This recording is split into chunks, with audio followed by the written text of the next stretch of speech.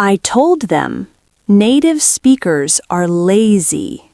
And one of the diplomats, a French gentleman, raised his hand and said, Professor, I am not lazy. I refuse to speak lazy English. I will speak correct English. I hear this all the time. I don't want to use slang. They think connected speech is slang. Exactly. He thought it was street slang. He thought it was lower class. So I asked him, okay, do you want to sound like a leader or do you want to sound like a textbook? He said, a leader, of course. I said, leaders flow. Leaders connect. If you speak separate words, you sound like you are reading a script. You sound unsure. That is such a powerful psychological point. Fluency creates trust. Yes, fluency creates trust. If you pause between every word, my brain, the listener's brain, has to work harder to understand you. If I have to work hard to understand you, I subconsciously trust you less. It's a psychological bias. So, I made this diplomat practice saying, did you go, instead of, did you go? And? He struggled. Physically, he struggled. His mouth refused to do it. He felt like he was being rude. We had to do a drill for 20 minutes. I stood in front of him and made him shout it. Did you? Did you? I wish I could have seen that. A UN diplomat shouting, "Did you?" at a professor? By the end, he got it, and he smiled. He said, my mouth feels relaxed. That is the key, Daisy. Real English should feel relaxed. If your jaw hurts after speaking English, you are doing it wrong. If your jaw hurts, you are doing it wrong. I am going to write that down. That is the quote of the episode. It is true.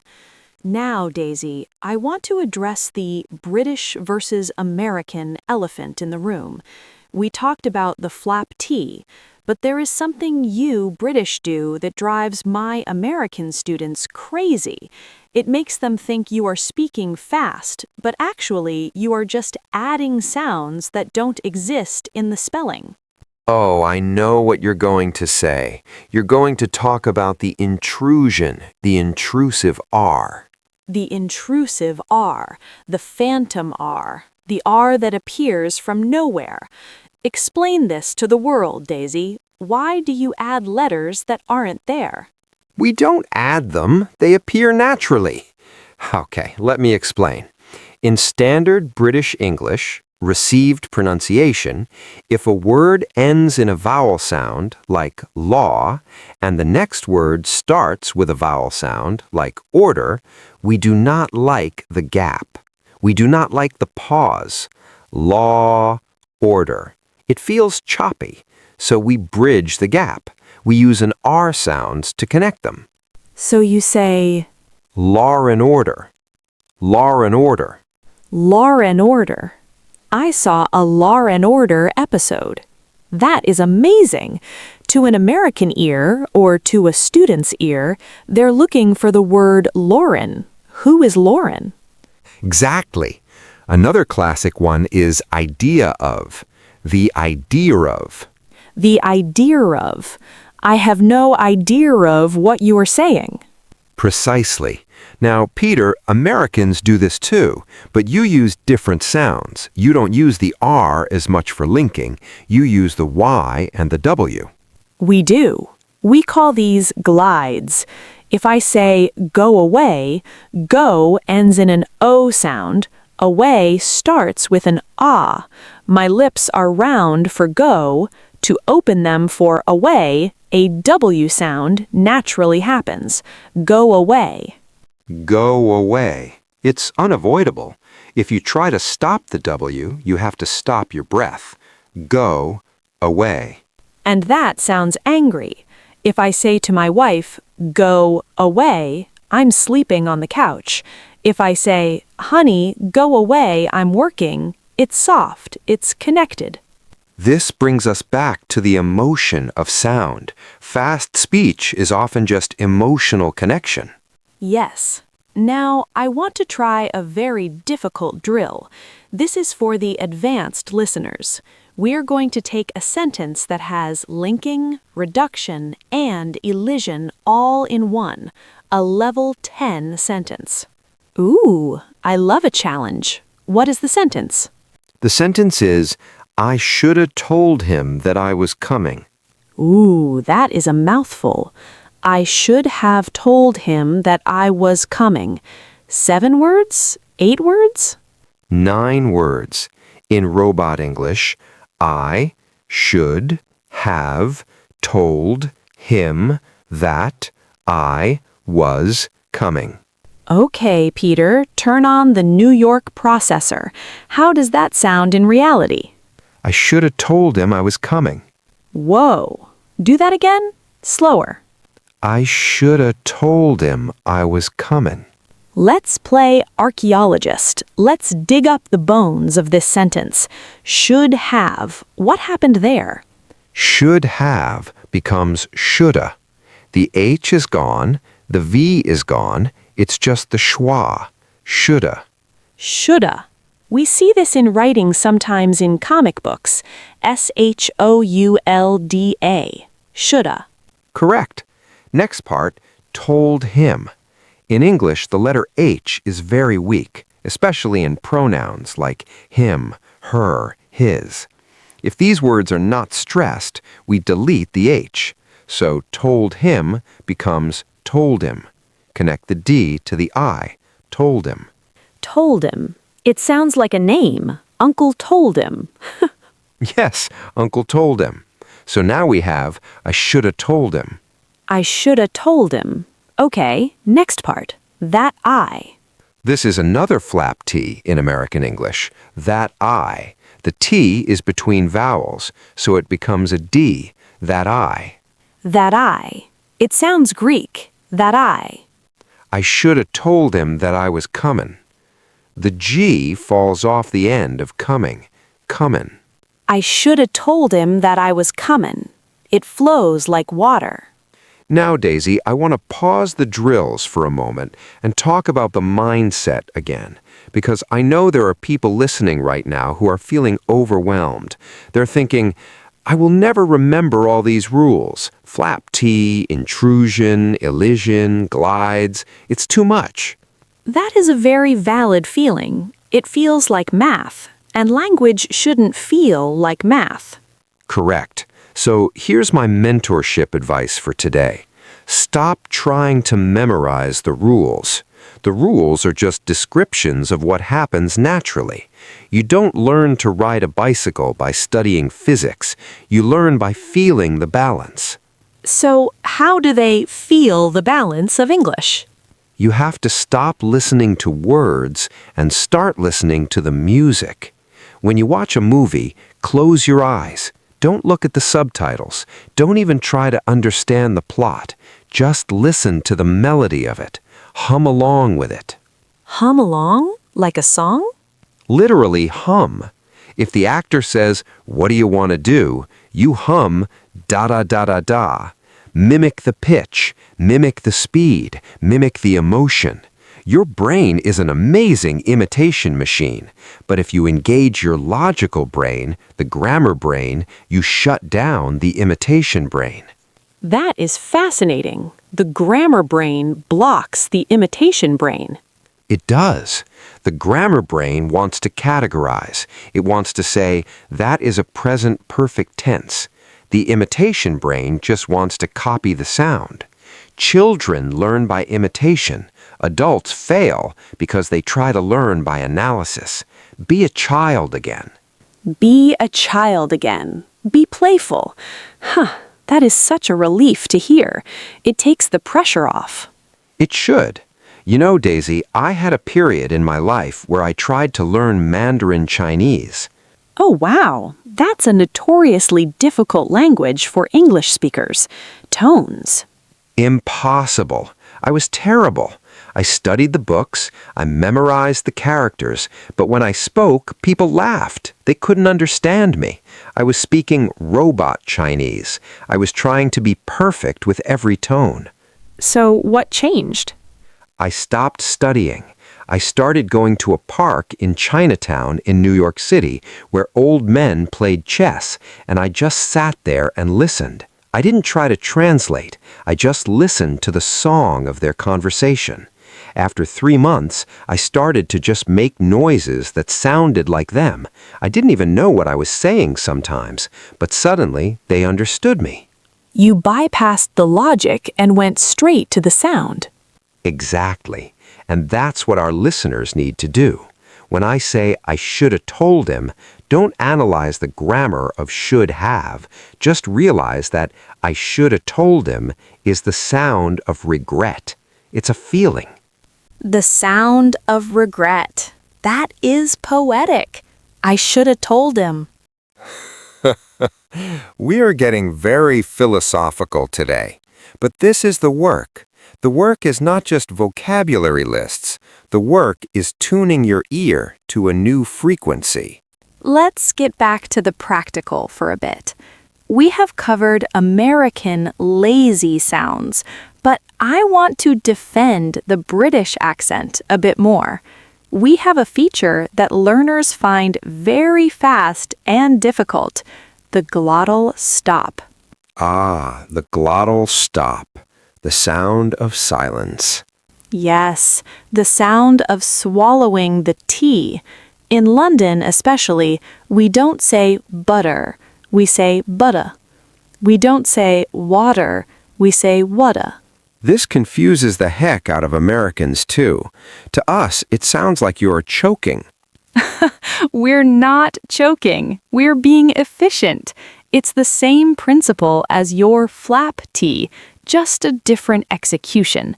Instead of tapping the tongue, flap, we close the vocal cords tight, stop the air, then release, butta. So, for a learner, if they hear a sudden stop in the middle of a word, it is probably a T. Usually, yes. Computer becomes computer. Network becomes network. Football becomes football. Football. I love that. Now, should a learner try to use the glottal stop? That is a controversial question. It is. What is your take, Professor? My take is passive first, active second. You must recognize it. You must understand it. If you don't, you won't understand British people. But do you need to speak it? Not necessarily. If you say butter with a clear T, everyone will understand you. If you try to say butter and you do it wrong, you might sound like you are mocking the accent. That is wise advice. Focus on comprehension first, master the standard pronunciation, and let the lazy pronunciation happen naturally over time. Don't force the slang. Exactly. It took me 50 years to sound this lazy, Daisy. You can't rush laziness. You can't rush laziness. I feel like we're writing a book of Proverbs today. Let's do another drill. I want to focus on of, the word of, O-F. This word causes so much trouble because it never sounds like of. It sounds like a or av. Let's take the phrase cup of tea. A British staple. In robot English, cup of tea. In British English, cup of tea. Cup of tea. The of has become an It's the schwa again. Cup of tea. It's almost like cup and tea are the only real words. The of is just a bridge. What about one of the? One of the. One of the. One of the best. One of the best. Listen to that rhythm. Da-da-da-da. One of the best. It's a gallop. Peter, what about when of comes before a vowel, like kind of interesting? Ah, then the V comes back because we need the link. We need the bridge. Kind of interesting. kind of interesting. So if it's before a consonant, T, it disappears, cup of tea. If it's before a vowel, interesting, the V survives to help us slide. Exactly. Physics. It's all mouth physics. I want to talk about H dropping again. You mentioned told him to told him, but this happens at the start of sentences too, in some dialects, but mostly in the middle. What does he want? What does he want? In fast speech, what does he want? What does he want?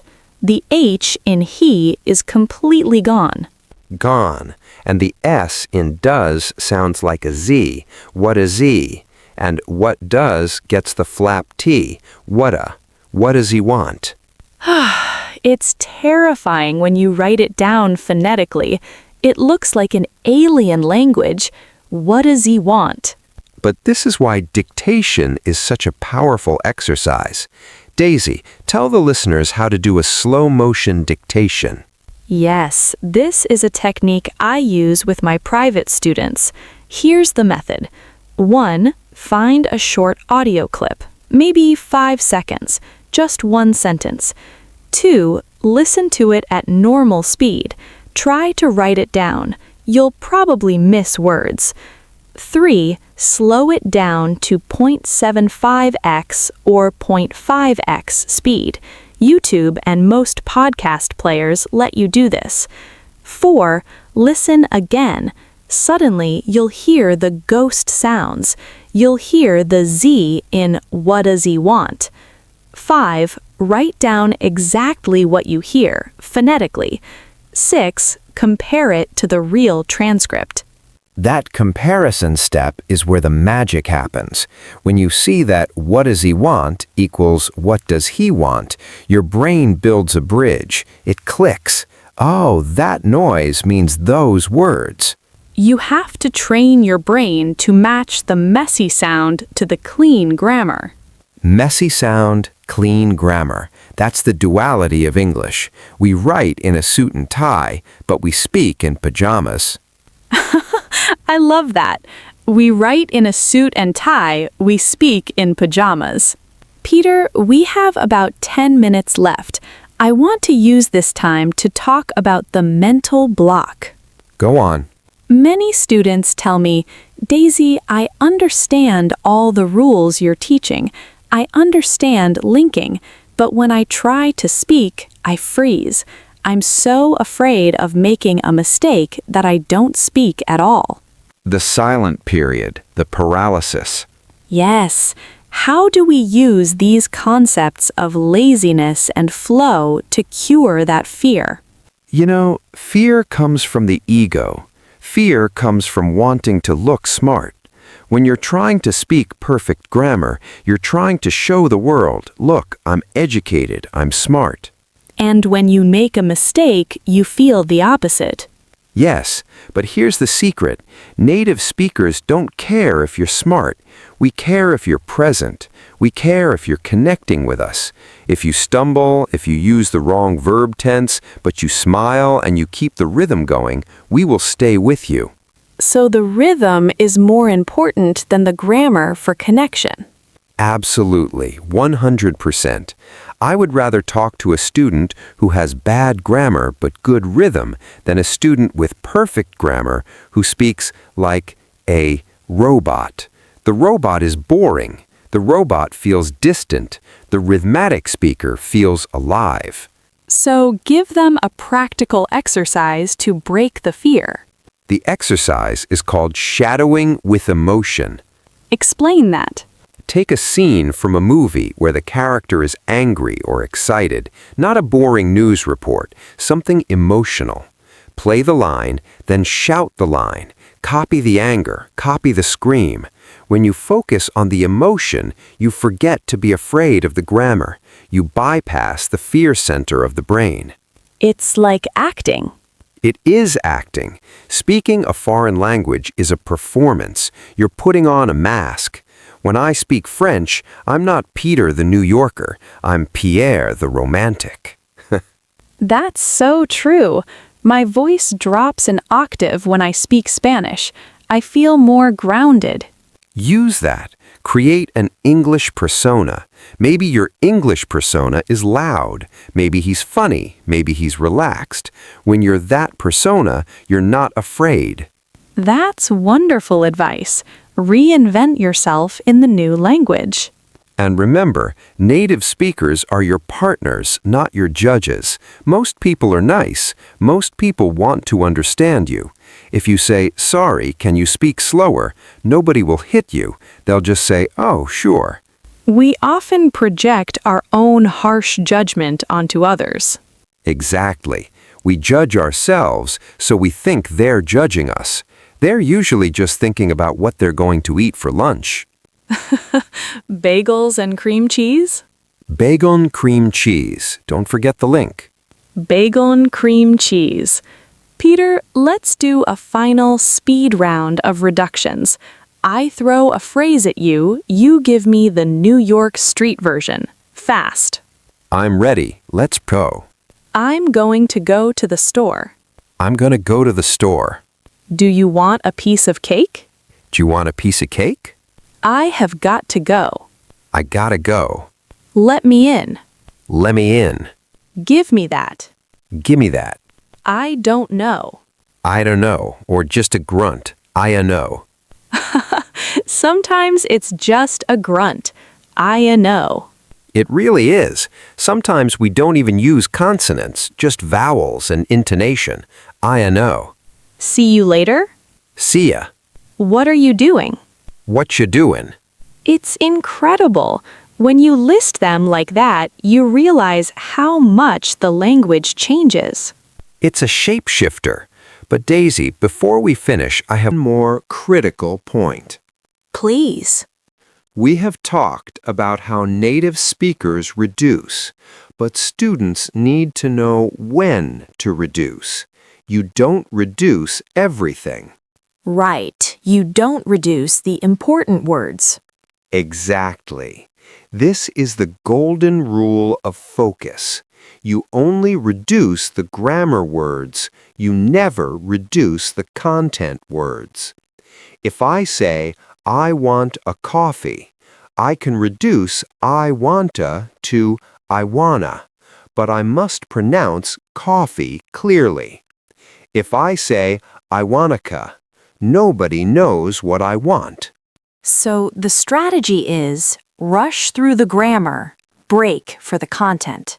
Perfect metaphor. Drive fast on the highway, grammar. Slow down for the destination, content. I want to go to the beach. Did you see the game? What do you think about the project? That helps so much with the rhythm. It gives you target points to hit. It does. It gives you a beat. Da-da-da-da, bam. Da-da-da-da, bam. Da-da-da-da, bam. I can feel that. If you can feel it, you can speak it. Peter, this has been an absolute masterclass. We have covered schwas, flap T's, intrusive R's, glottal stops, and the psychology of fear. It was a pleasure, Daisy. I hope the listeners realize that they are not broken. The system is just hidden, and now they have the keys. They certainly do. Listeners, your homework is simple. Do not try to memorize everything we said today. Just pick one thing. Maybe it is whatia. Maybe it is cup of tea. Maybe it is just the concept of the river. Take that one thing and listen for it this week. Once you hear it in the real world, it will be yours forever. And don't be afraid to sound lazy. Embrace the lazy. Be the river. Be the river. Thank you, Professor Peter Hanson. Thank you, Daisy. See ya. See ya. And to our listeners, keep flowing, keep listening, and we will see you in the next episode of the Slow English Channel. Goodbye.